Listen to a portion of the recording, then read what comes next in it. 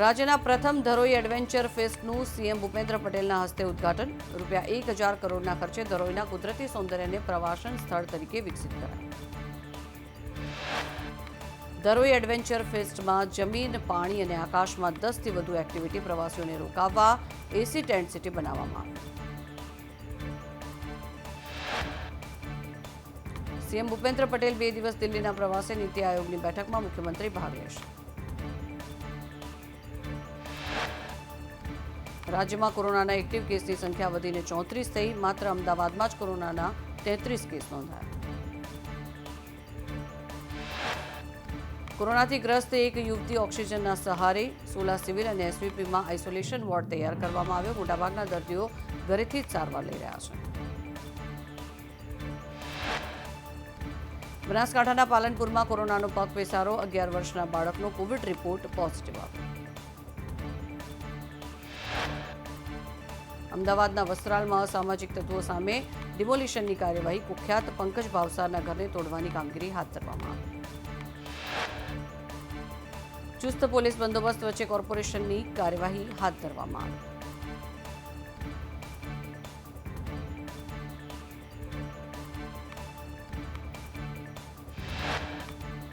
વડાપ્રધાન નરેન્દ્ર મોદી ગુજરાત પ્રવાસમાં 26મીએ દાહોદની મુલાકાત લેશે। મેક ઇન ઇન્ડિયા અભિગમ હેઠળ તૈયાર કરાયેલું 9000 હોર્સ પાવરનું પ્રથમ લોકોમોટિવ એન્જિન પીએમ દેશને સમર્પિત કરશે।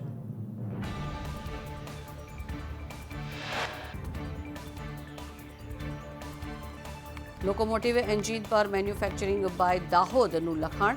લોકોમોટિવ એન્જિનની 4600 ટનના કાર્ગોનું વહન કરવાની ક્ષમતા। જામનગરમાં નદીના પટમાં કરાયેલા ગેરકાયદેસર બાંધકામ તોડી પાડવામાં આવ્યા। લાલપુરથી ગાંચીની ખડકી સુધી 33 જેટલા કાચા પાકા મકાનો અને વાડાઓ તોડી પાડવામાં આવ્યા। નદીમાં ગેરકાયદેસર દબાણ દૂર કરીને 66,000 ચોરસ ફૂટ જગ્યા ખુલ્લી કરવામાં આવશે। વરસાદી પાણી નિકાલમાં અવરોધરૂપ દબાણો દૂર કરવા કાર્યવાહી હાથ ધરાઈ।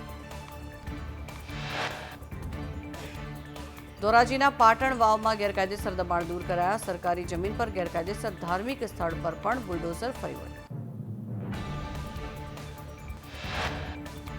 સુરતમાં નવી સિવિલ હોસ્પિટલમાં લાલિયાવાડી સામે આવી। રાજ્ય આરોગ્ય વિભાગની ટીમની મુલાકાત વખતે હોસ્પિટલમાં ઠેર ઠેર ધાંધિયા જોવા મળ્યા।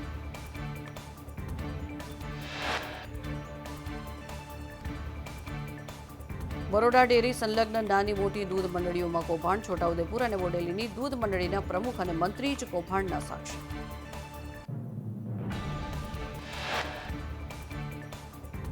સુરતના પીપલોદમાં ઇસ્કોન મિલની લિફ્ટ ખોટકાઈ। જીમમાંથી નીચે આવતા 9 વ્યક્તિઓ લિફ્ટમાં ફસાયા।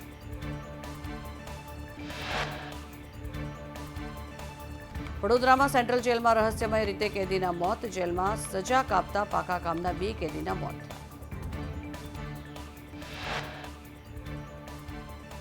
સુરતમાં સાવકા પિતાએ હેવાનિયતની હદ વટાવી। પુત્રી સાથે દુષ્કર્મ આચર્યા બાદ 12 વર્ષ પછી વિડીયો વાયરલ કર્યો। સાવકા પિતાએ પુત્રી સાથે ફરી એકવાર વિભસ્ત માંગ કરી। પુત્રીએ ઇનકાર કરતા નરાધમે વિડીયો સોશિયલ મીડિયામાં વાયરલ કર્યો। પાલીતાણામાં 1 કરોડથી વધુનું એમ્બરગ્રીસ ઝડપાયું। ઠાડચ ગામથી 1 કિલોથી પણ વધુના એમ્બરગ્રીસના જથ્થા સાથે એક શખ્સ ઝડપાયો।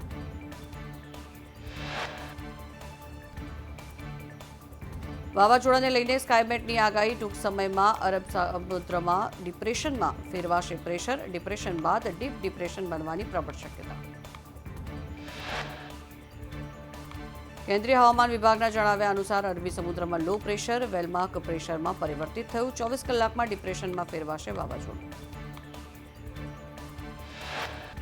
અરબી સમુદ્રમાં વેલમાર્ક પ્રેશરમાં પરિવર્તિત થતા મહારાષ્ટ્રના અનેક જિલ્લાઓમાં વરસાદ। કોંકણ અને રત્નાગીરીમાં પણ ધોધમાર વરસાદ।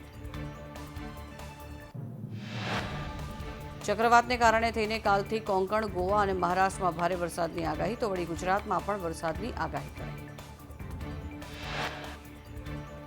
દેશના 31 રાજ્યોમાં આંધી અને વરસાદનું એલર્ટ। ઉત્તર પ્રદેશ, છત્તીસગઢ અને દિલ્હીમાં આંધી અને તોફાનથી 51 લોકોના મોત। વાવાઝોડા અંગે હવામાન નિષ્ણાંત અંબાલાલ પટેલની આગાહી. અરબી સમુદ્રના લો પ્રેશર ડિપ્રેશનમાં પરિવર્તિત થયું. આ સિસ્ટમનો ઘેરાવો ખૂબ વધુ છે. સાયક્લોન બનવાની સંભાવનાઓ પણ પ્રવર્તી રહી છે. અંબાલાલ પટેલે કહ્યું કે સિસ્ટમથી મહારાષ્ટ્રમાં 15 ઇંચ આસપાસ વરસાદ પડી શકે છે. દક્ષિણ ગુજરાતમાં સિસ્ટમને કારણે 10 ઇંચ સુધી વરસાદ પડવાની શક્યતા. દક્ષિણ ગુજરાતના અતિ ભારે વરસાદ પડવાની શક્યતા. વલસાડ, નવસારી, ડાંગ સહિતના ભાગોમાં પણ અતિ ભારે વરસાદની આગાહી.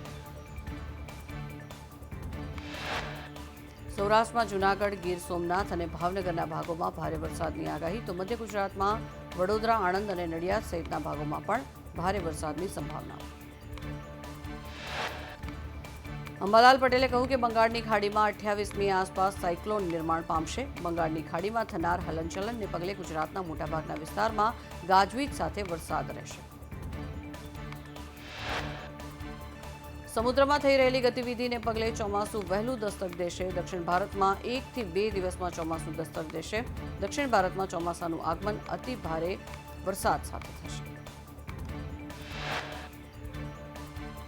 સૌરાષ્ટ્રના દરિયાકાંઠા વિસ્તારમાં વાવાઝોડાનું સંભવિત જોખમ. અરબી સમુદ્રમાં સર્જાયેલા લો પ્રેશરથી અસરથી દરિયો તોફાની બનવાના એંધાણ. તારીખ 22 થી 27 સુધી દરિયો ન ખેડવા માછીમારોને તાકીદ કરાઈ. 60 કિલોમીટર પ્રતિ કલાકની ઝડપે પવન ફૂંકાય તેવી સંભાવના. આજે રાજ્યમાં સાર્વત્રિક વરસાદની હવામાન વિભાગની આગાહી. સૌરાષ્ટ્ર અને દક્ષિણ ગુજરાતના 12 જિલ્લામાં વરસાદનું ઓરેન્જ એલર્ટ. સૌરાષ્ટ્રના 4 જિલ્લામાં વરસાદનું ઓરેન્જ એલર્ટ આપવામાં આવ્યું. જૂનાગઢ, રાજકોટ, અમરેલી અને ભાવનગરમાં ભારે વરસાદની આગાહી સાથે ઓરેન્જ એલર્ટ. દક્ષિણ ગુજરાતના 5 જિલ્લામાં ભારે વરસાદનું ઓરેન્જ એલર્ટ આપવામાં આવ્યું. સુરત, તાપી, નવસારી, ડાંગ અને વલસાડમાં પણ ભારે વરસાદનું ઓરેન્જ એલર્ટ અપાયું. ઉત્તર ગુજરાતના 4 જિલ્લામાં મધ્યમ વરસાદની આગાહી. સાબરકાંઠા, અરવલ્લી, બનાસકાંઠા અને છોટાઉદેપુરમાં મધ્યમ વરસાદનું યલો એલર્ટ. અમદાવાદ અને ગાંધીનગરમાં છૂટાછવાયા વરસાદની આગાહી. અરબી સમુદ્રમાં સર્જાયેલી લો પ્રેશર સિસ્ટમ ડિપ્રેશનમાં પરિવર્તિત થશે. અરબી સમુદ્રમાં લો પ્રેશર સિસ્ટમ સક્રિય થઈ 24 કલાકમાં લો પ્રેશર ડિપ્રેશનમાં પરિવર્તિત થશે. ડિપ્રેશન બાદ સિસ્ટમ ડીપ ડિપ્રેશન બનશે.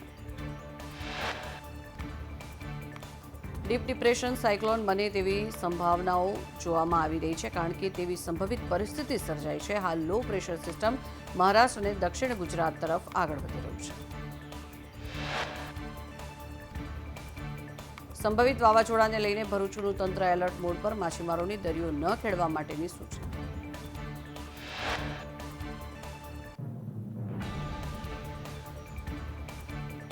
અરવલ્લીના મેઘરજમાં ભારે પવન ફૂંકાતા કેરીના પાકને વ્યાપક નુકસાન. આંબાવાડીમાં મોટાભાગની કેરીઓ ખરી પડી. ભારે પવન અને વરસાદથી કેરીઓ ખરી પડી. ભરૂચ જિલ્લામાં મોડી રાત્રિએ ભારે પવન સાથે વરસાદ વરસ્યો. મિની વાવાઝોડાના કારણે થઈને પાલિકાનો પાર્કિંગ શેડ ધરાશાયી થયો. આણંદના તારાપુરમાં મિની વાવાઝોડાથી નુકસાન થયું. ભારે પવન ફૂંકાતા તારાપુરમાં રાઈસ મિલનો શેડ ઉડી ગયો.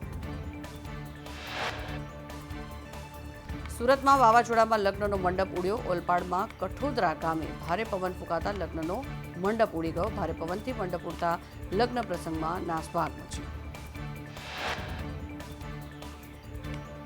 સુરત જિલ્લામાં અનેક ઠેકાણે વૃક્ષ અને વીજપોલ ધરાશયી થયા. કોળી ભરથાણા ગામે કાર પર વૃક્ષ પડ્યું. વૃક્ષ ધરાશયી થતા કારનો કચરખાંડ લગ્યો. ઓલપાડ સુરત રોડ પર બાઇક ચાલકો સ્લીપ થયા. સરોલી ગામ નજીક ટ્રકમાંથી માટી હાઈવે પર પડતી માટી વરસાદમાં ચીકણી થતા બાઇક સ્લીપ થયા. દાહોદ જિલ્લાના વાતાવરણમાં પલટો આવ્યો. દાહોદના લીમખેડા અને સિંગવડમાં વીજળીના કડાકા સાથે રાત્રે ધોધમાર વરસાદ ખાબક્યો. વડોદરાના શિનોરમાં ભારે પવન સાથે વરસાદ. સાધલી, અવાખલ, સેગવા ગામમાં પણ વરસાદ થયો. ભારે પવનને કારણે થઈને ટાવર પણ ધરાશાયી થયા.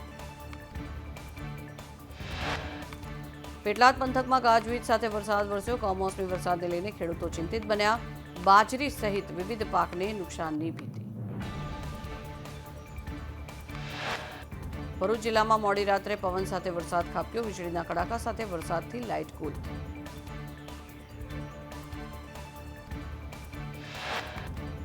મહીસાગરના ખાનપુરમાં કમોસમી વરસાદમાં જાન નીકળી. ચાલુ વરસાદ વચ્ચે જાનૈયાઓ ગરબા રમ્યા.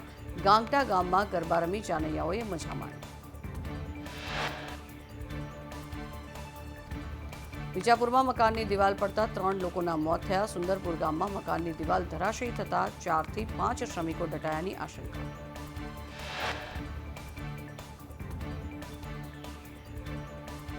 રેતી માફિયાઓ સામે પૂર્વ સાંસદ દીપસિંહ રાઠોડે કડકમાં કડક કાર્યવાહીની માંગ કરી. પ્રાંતિજના હજીપુરામાં બેફામ દોડતા રેતીના ડમ્પરે 2 લોકોનો જીવ લીધો હતો.